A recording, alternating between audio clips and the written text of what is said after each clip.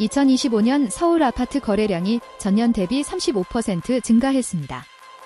가격도 서울 기준 연간 5.2% 상승. 하지만 지역별 편차가 극심합니다. 서울 강남은 12% 올랐는데 경기 외곽은 마이너스 3%. 같은 수도권인데 15%포인트 차이가 납니다. 2026년에 아파트를 사야 할까 말아야 할까? 이 질문에 한마디로 답하는 건 무책임합니다. 어디를, 얼마에, 어떤 구조로 사느냐에 따라 답이 완전히 달라지거든요. 오늘은 감이 아니라 데이터로 이야기하겠습니다. 실거래가 추이, 입주 물량, 전세가율, 인구 이동 데이터를 기반으로 2026년 투자 전략을 분석합니다.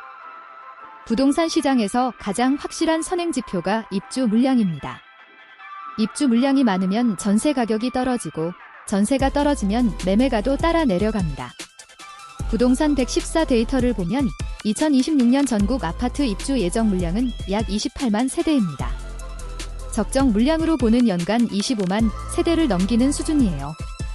지역별로 보면 편차가 큽니다.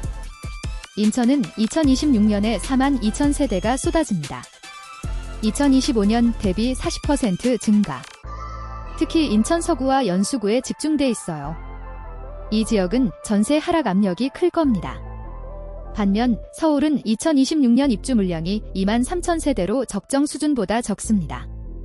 서울 전체 주택 수 대비 신규 입주 비율이 0.6%밖에 안 돼요. 공급이 부족하니까 가격 하방이 단단합니다. 투자 판단의 첫 번째 기준. 입주 물량이 적정치 이하인 지역을 고르세요. 전세가율은 매매가 대비 전세가의 비율입니다. 이 숫자가 투자 타이밍을 알려줍니다. 전세가율이 높다는 건 매매가 대비 전세금이 높다는 뜻이고 갭이 적다는 뜻입니다. 갭 투자 관점에서 보면 적은 자본으로 투자할 수 있어요. 하지만 너무 높으면 깡통 위험이 있습니다. 현재 서울 아파트 평균 전세가율은 약 52%입니다. 2021년 최저점 47%에서 반등한 상태예요.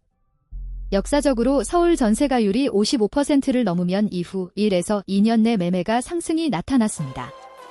2014년 57%일 때 이듬해 매매가가 8% 올랐어요. 현재 52%면 아직 상승 여력이 있다고 볼 수 있습니다. 반면 경기도 일부 지역은 전세가율이 이미 70%를 넘겼습니다. 이 지역은 역전세 리스크가 있어요. 전세 만기에 세입자에게 돌려줄 돈이 부족할 수 있다는 겁니다. 전세가율 55에서 65% 구간이 투자에 가장 유리한 구간입니다. 인구가 유입되는 지역의 집값은 오르고 유출되는 지역은 내립니다. 단순한 원리인데 많은 투자자가 이걸 무시합니다. 통계청 인구이동 데이터를 보면 2024년 순유입이 가장 많은 시군구는 화성시 3만 2천 명, 세종시 1만 8천 명, 김포시 1만 2천 명입니다. 이 지역들은 지난 3년간 아파트 가격이 평균 15에서 20% 상승했습니다. 반면 순유출 상위 지역인 부산 동구, 대구 서구, 인천 동구는 같은 기간 가격이 5에서 10% 하락했어요. 인구 유입의 배경을 봐야 합니다. 단순 주거 이전인지, 대규모 개발이나 기업 이전 때문인지. 삼성전자 반도체 클러스터가 들어서는 용인 처인구, GTX-A 노선 개통으로 서울 접근성이 좋아진 파주 운정은 기업과 교통이라는 확실한 인구 유인 요소가 있습니다. 이런 곳은 일시적 유입이 아니라 구조적 유입이에요. 투자용 아파트라도 실수요가 탄탄한 곳을 골라야 합니다. 실수요의 핵심은 학군과 생활 인프라입니다. 서울 강남, 서초, 송파, 목동, 중계동의 공통점이 뭘까요? 전부 학군 프리미엄 지역입니다. 학군이 좋으면 30에서 40대 자녀 교육 세대가 몰려오고 이 세대가 가장 강력한 실수요층입니다.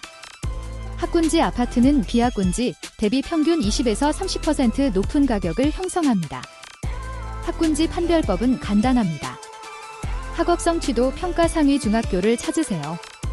학교 알림이 사이트에서 학교별 성적 분포를 볼 수 있습니다. 상위 중학교 반경 1km 이내 아파트가 학군 프리미엄을 받습니다. 대형 병원, 대형 마트, 공원도 중요합니다. 대형 병원 반경 2km, 1만 제곱미터 이상 공원 반경 500m 이내 아파트는 같은 지역 다른 단지 대비 5에서 10% 높은 가격을 유지합니다. 재건축과 리모델링은 구축 아파트의 가치를 급등시키는 이벤트입니다. 2025년 안전진단 기준이 완화되면서 재건축 대상 단지가 크게 늘었습니다. 기존에는 구조안전성 비중이 50%였는데 30%로 낮아졌어요. 이러면 외관은 낡았지만 구조는 튼튼한 단지도 재건축 통과가 가능해집니다.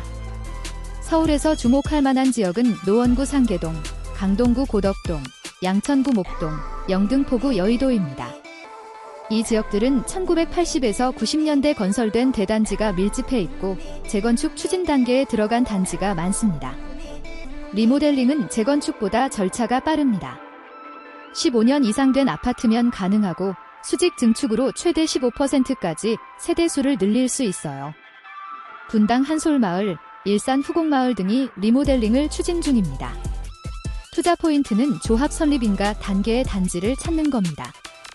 이 단계에서 매수하면 사업 시행 인가 이후 10에서 20% 프리미엄이 붙습니다. 교통 인프라는 아파트 가격을 결정하는 핵심 변수입니다. 특히 GTX는 수도권 부동산 지도를 바꾸고 있습니다. GTX-A는 2024년 개통돼서 파주 운정에서 서울역까지 20분, 동탄에서 삼성역까지 20분이 됐습니다. 개통 전후 운정 신도시 아파트 가격이 15% 상승했어요. GTX-B는 인천 송도에서 서울 청량리까지 연결하는 노선으로 2030년 개통 예정입니다. GTX-C는 양주에서 수원까지인데 2028년 개통 목표입니다. 아직 착공 초기 단계인 GTX-B, C 노선 역세권이 투자 기회입니다. GTX-A 사례를 보면 착공 발표 시점에서 개통까지 평균 25% 상승했어요. 역에서 도보 10분 이내 아파트가 핵심입니다. 도보 10분 초과 아파트는 역세권 프리미엄을 거의 받지 못합니다. 버스 환승이 필요한 곳은 더더욱 그렇고요. 국토부 철도 건설 사업 현황 자료에서 착공 일정과 진행 상황을 확인할 수 있습니다. 투자 전략만큼 중요한 게 함정을 피하는 겁니다. 첫째, 미분양 아파트 떨이 투자. 미분양이 많다는 건 수요가 없다는 신호입니다. 할인해서 산다고 해도 추가 하락 가능성이 큽니다. 둘째, 역세권 착각. 역에서 도보 15분 이상이면 역세권이 아닙니다. 부동산 광고의 역세권은 직선거리 기준이라 실제 도보거리와 다릅니다. 반드시 직접 걸어보세요. 셋째, 브랜드 프리미엄 맹신. 대형 건설사 브랜드가 가격을 영구적으로 지지해주지 않습니다. 입지가 나쁘면 브랜드가 뭐든 떨어집니다. 넷째, 갭투자 레버리지 과다. 전세가율 80% 이상에서 갭투자를 하면 역전세 리스크가 치명적입니다. 금리가 오르거나 전세 수요가 줄면 세입자를 못 구해서 보증금을 토해내야 합니다. 다섯째, 유튜브 전문가 맹신. 특정 지역을 강하게 추천하는 유튜버가 해당 지역에 이해관계가 있는 경우가 많습니다. 반드시 데이터로 교차 검증하세요. 정리하겠습니다. 2026년 아파트 투자는 지역 선별이 핵심입니다.